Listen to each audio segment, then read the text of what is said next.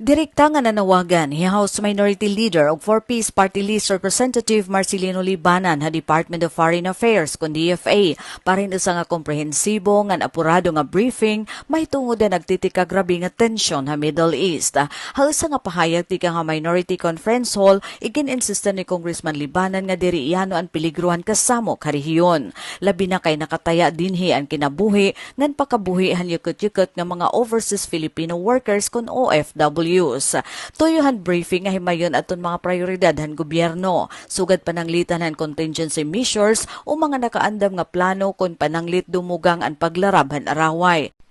Repatriation plans o sistema para han madili nga pagpauli ang mga Pilipino nga malilibunan ng samok, ngan safety protocols o seguridad aton mga komunidad han Pilipino ha mga high-risk nga lugar.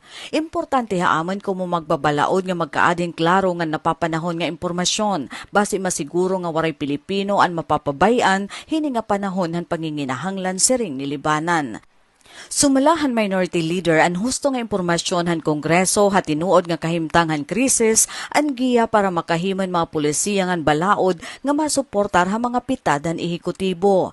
Ginsabi niyang ang pagpabaskeg han koordinasyon han DFA ngan han Kamara aman pinakamakusog nga armas para maprotektaran adton mga Pilipino hagawas sa nasod ngan an ira mga pamilya nga naghuhulat dinhi ha Pilipinas. Habot nga nagtitika paso nga araway hagawas sa nasod.